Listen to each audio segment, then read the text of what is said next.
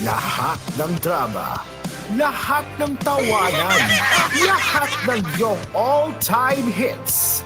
Ang tanging huntahan ng Masang Lamaw.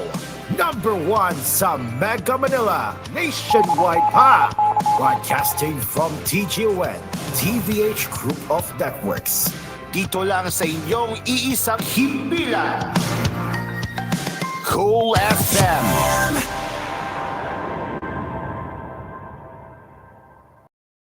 You are listening to Cool FM. Live from Cool Studios. This is koolNews at 4.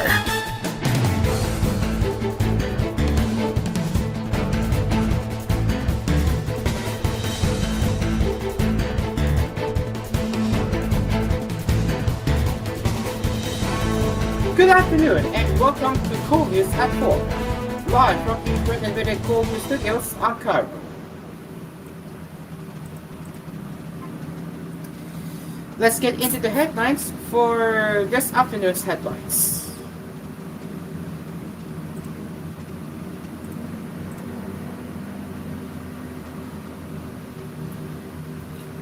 Thousands of U.S. and Filipino Marines launched 10 days of joint exercises in the northern and western Philippines on Tuesday, a day after China held huge drills around Taiwan.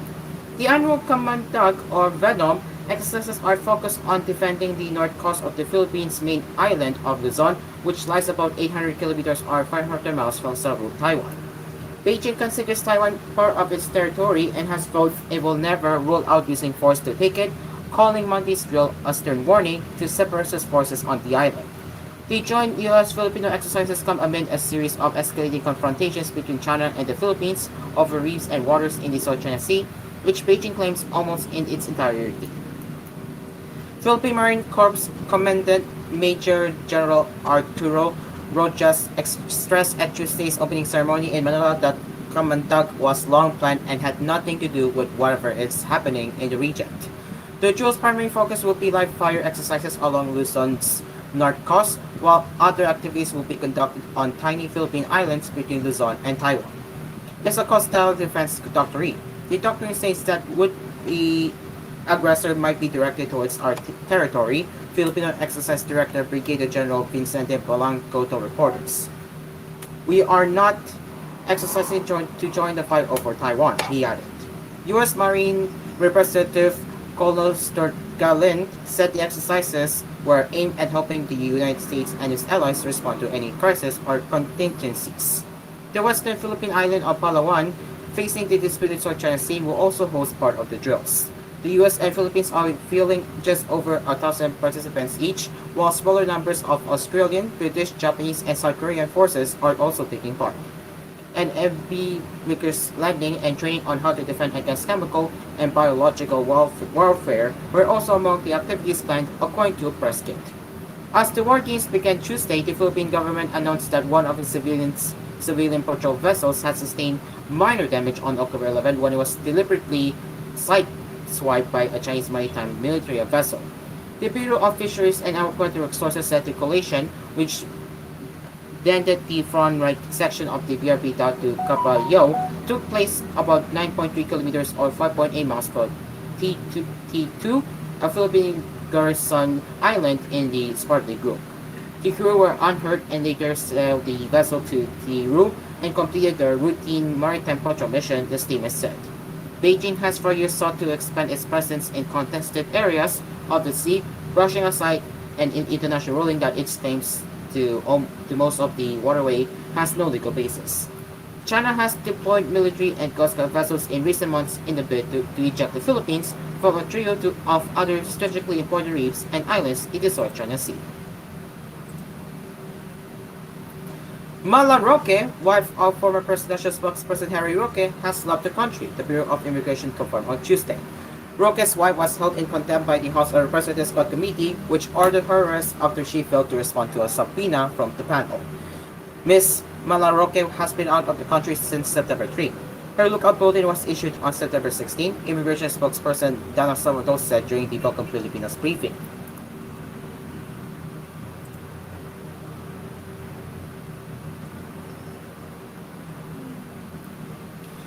The Philippines and Malaysia have agreed to collaborate on enhancing education as well as improving disaster response. This commitment was made after President Ferdinand Marcos Jr. met with Malaysia Deputy Prime Minister and Minister for Rural and Regional Development Hamad Hazid bin Hamidi in Malaccanon on Monday. During the meeting, Marcos and Hamadi discussed the respective countries' workforce development, noting that both nations have valuable lessons to share and learn from each other. Filipinos are used to working with foreign entities because of these spera, but we have to train them. After COVID-19, everything is new. The technologies are different. Marcos said in his discussion with Hamidi, as quoted by the Presidential Communications Office in the recent statement. Marcos highlighted how the Philippine government adopted a training system in fields such as construction, plumbing, electric work, and carpentry, skills particularly relevant for Filipinos currently working abroad. Hamidi expressed Malaysia's interest to learn from the system as his country pivots its focus toward encouraging students to pursue technical and vocational education and training. In terms of disaster response, Hamidi told Marcos that a Malaysian special group called Smart Team could be deployed to the Philippines during typhoons and disasters pending their president's approval. The said team could offer assistance to the Philippines in times of calamities.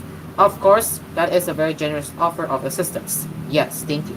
Actually, we can organize that as soon as everyone is ready for that, Marcos said in response as quoted by the PCO.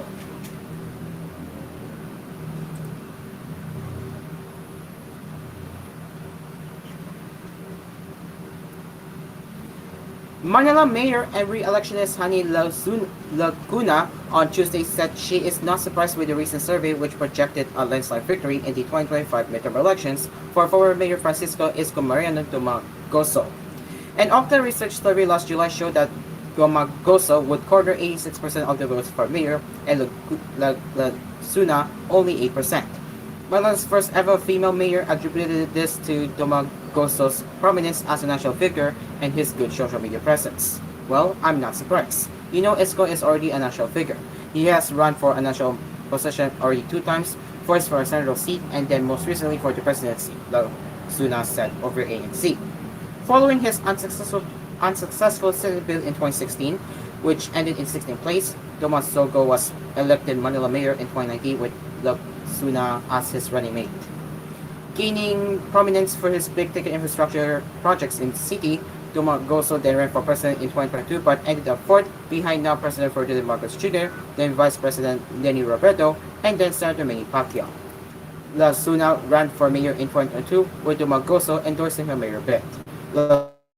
Said that she had continued Dumagoso's infrastructure projects as she also kicked off similar projects by building more classrooms and healthcare facilities. Still, the mayor noted that she mainly focused on social amelioration projects like disability aid. She also said she has received rewards and recognition for good governance, but lamented the lack of publicity and social media presence of her office. We do it the old-fashioned way, Laguna said. Unfortunately, dun po kami kulang. It's lacking of advertising for what we do in the city. The former mayor is good at that, she added.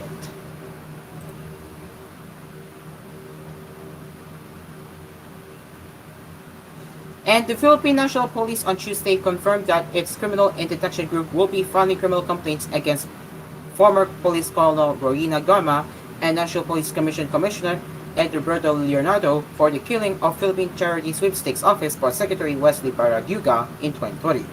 PNP spokesperson Jean Forjado said complaints for murder and frustrated murder would be filed against Garma and Leonardo. The case folder is ready for filing. We are just waiting for the wife of Jen Wesley Baraguga and other relatives so we can formally file the complaint, she said in Filipino. Wesley Baraguga's driver is alive. He will be among the complainants in the case. So this is a frustrated murder with respect to Baraguga's driver since he is alive. In Wesley Baraguga's case, we're just waiting on Mrs. Wesley Baraguga to appear, she added. Forjado said to be included in the complaints are LT Colonel Santi Mendoza, who testified about the Baraguga murder at the House of Representatives Squad Committee hearing, dismissed police officer Nelson Mariano, whom he ordered to find a hitman, SSGT Jeremy Kausapin alias Tox, who allegedly paid Mariano 300,000 pesos, said to be for Gama, and an unnamed gunman. The CITG is confident, aside from LT Coroner Santi Mendoza's testimony, that there will be more clarity once they are able to present other evidence relating to this case, she added in Filipino. When asked if Mendoza could be admitted into the Witness Protection Program, Forgetto said it's too early to even consider him eligible to be admitted into the WPP. Based on the WPP's provision, law enforcers are not eligible, but there is a certain provision that the Department of Justice is studying. While the WPP prohibits admitting current government employees, according to House Squad Panel Chair Robert A. Spubbers in a September 30 radio interview, the DOJ is studying whether state personnel could qualify as a recommendation of a legislative committee for the testimony. PNP Chief General Romeo Barbera ordered that the case be reopened on September 29 following Mendoza's testimony at the 7th Court panel hearing, where he claimed Leonardo and Gama ordered him to target Barayuga. Later on koolNews at 4, Pimentel bats for Parol Senate prop into Duterte amid drug war. House Squad panel to check if intel funds were used in drug war, according to Solon. Bucor penalizes 130 personnel in the past 2 years. And Cybersky warns Filipino voters versus poll scams and fake news. Plus, in international headlines, North Korea blows up roads connecting it to the Sword. And NASA launches probe to study if life possible on icy Jupiter moon. And finally, in the entertainment news, Lisa Sobriano is grateful to trailers for helping find her voice as a woman. It is now 4:12 in the afternoon, and we will get back into more national, international, and showbiz headlines when we return here on koolNews at 4. So stick around, people. We will be right back.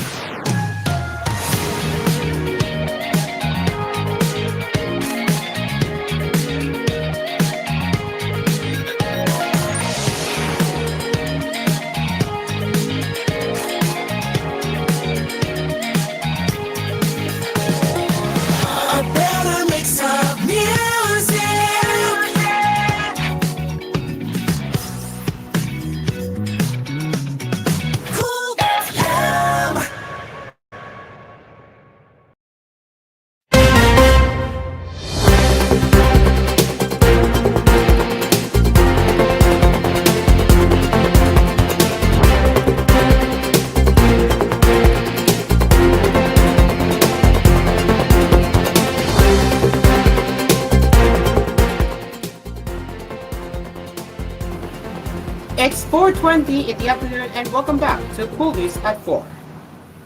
Let's continue with the headlines.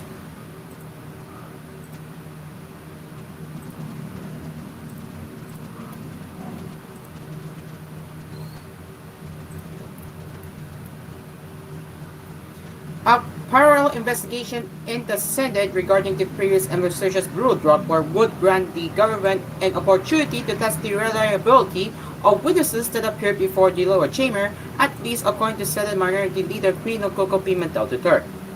In a text message to reporters on Tuesday, Pimentel said a Senate parallel into the House of Representatives Scott Committee is not mandatory, but said that it would be beneficial. Yes, that is optional, but looks like a good idea to me because it will give us the opportunity to ask cross-examination to test the credibility of the witnesses, said Pimentel. Senator Christopher Bongo, a close ally of former President Rodrigo Duterte, earlier said that he is mulling the filing of a resolution to kickstart a Senate probe into the bloody drug war on drugs. He said this could help shed light on the benefits of the controversial drug campaign. Pimentel meanwhile was pressed to elaborate why there is a need to conduct a parallel probe, but he just said that new witnesses could be called should the Senate push through with the investigation.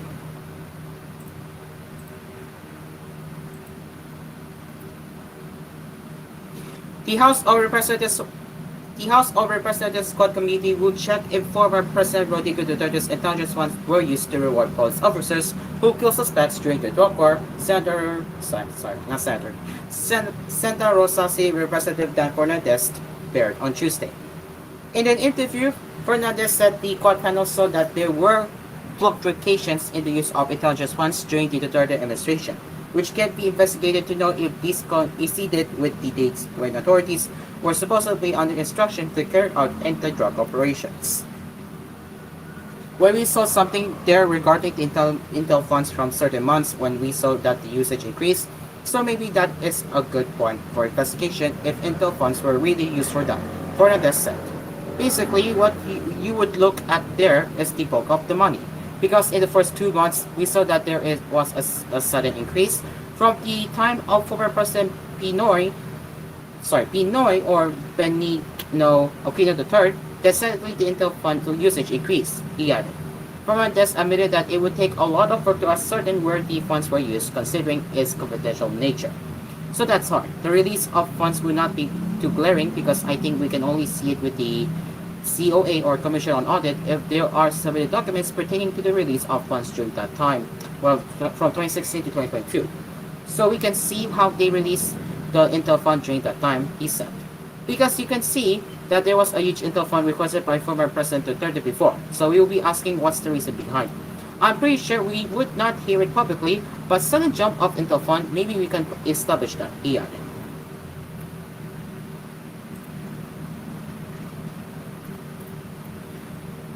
As part of its efforts of weeding out misfits, the Bureau of Corrections, or BUCOR, has penalized 119 of its personnel in the past 2 years.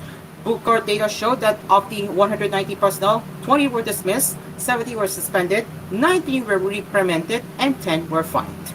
The cases of disciplined personnel range from gross neglect of duty, misconduct, contempt with usual, to the best interest of the service to serious dishonesty, grave misconduct, neglect of duty, and insubordination. Katapang said the number of penalized BUCOR personnel indicates their commitment to cleaning the agency of undesirables and to uphold integrity and accountability within BUCOR. This is a clear message that we will not tolerate any misconduct and inefficiencies in our organization, while we will reward with promotion those who will uphold our ethical standard to ensure effective and fair delivery of public services, he added. The Department of Justice and BUCOR have been implementing reforms to improve conditions within the federal facilities. It includes the transfer of billeted inmates, which is a stopgap measure to alleviate overcrowding in the National Penitentiary while the agency waits for funding for the construction of regional correctional facilities as part of its medium, as well as the long-term development and modernization plan.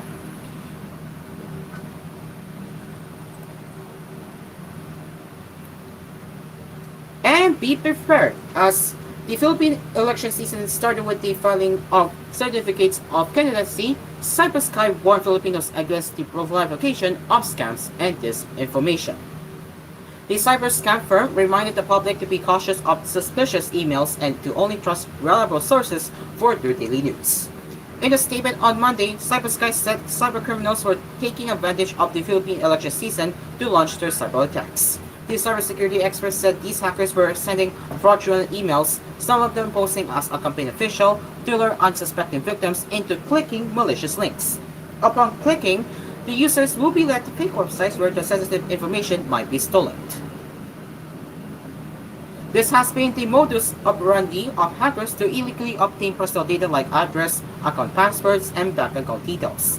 The motivation is usually financial as they attempt to take over one's e-wallet or bank account and siphon out money. Meanwhile, Cybersky also flagged the potential spread of fake news aimed at misinforming the public about the election and the candidates. Malicious actors can spread false information, including altered election results, fabricated candidate statements, or misleading narratives aimed at swaying voters' voter decisions, it explained. As such, Cybersky reminded the public to only subscribe to official sources of information. It also told Filipinos to be cautious of messages from unknown contacts or forwarded links on Fiverr and other messaging platforms that may contain fake news. Elections are not only a concern for candidates and their campaign teams. Ordinary citizens are also at risk of falling victim to cyber attacks, as cybercriminals often exploit personal information to spread disinformation, influence public opinion, and propagate fake news, said Adrian Hia, Managing Director for Asia Pacific at Cybersky. That's why it's essential for everyone, not just organizations, to stay vigilant, be informed about potential cyber threats, and take steps to protect themselves online, he added. Time for international headlines as North Korea blew up sections of the deeply symbolic roads connecting it to the start on Tuesday, Seoul's military said, adding it had conducted a counter-fire operation in response. Pyongyang's military last week vowed to permanently seal its southern border after spending months laying mines and building anti-tank barriers in the wake of leader Kim Jong-un declaring to start his country's principal enemy. Last week, North Korea accused Seoul of using drones to drop anti-regime propaganda leaflets on the capital of Pyongyang, with Kim conveying a security meeting to direct a plan of immediate military action in response, state media reported Tuesday. North Korea has detonated parts of the Gyeonggi and Donghae roads north of the military demarcation line, the Joint Chiefs of Staff said Tuesday, referring to inter-Korean infrastructure that once connected the two countries. There has been no damage to our military, and our forces conducted counter-fire in areas south of the MTL, it added. The roads have been long shattered, but destroying them sends a clear message that Kim is not prepared to negotiate with the South, experts said. This is a practical military measure related to the hostile dual-state system that North Korea has frequently mentioned, Yang Mo-jin, president of the University of North Korean Studies in Seoul, told AFP. The North may also be looking to erect more physical barriers along the border, Young said, adding that the road denotations could be preparatory work for its construction of those walls.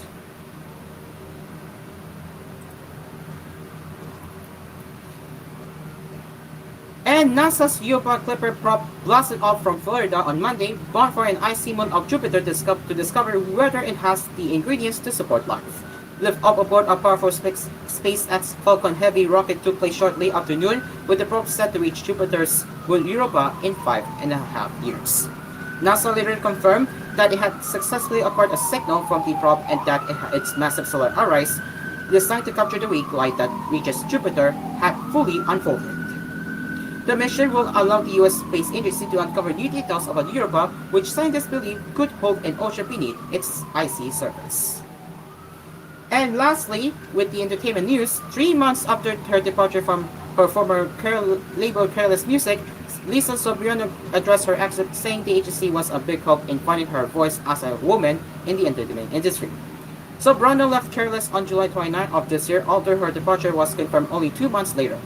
James Reed, the agency CEO, said the actress decided to leave due to differing career paths. And ladies and gentlemen, that is it for Cool News at 4. As always, if you have any news suggestions or feedback that you'd like to share, you can get in touch with us at tvh.philippines.news@gmail.com. And we will return with the more news headlines with koolNews at 6 later before us discover. Until then, I'm Claro. We will see you later. Good afternoon.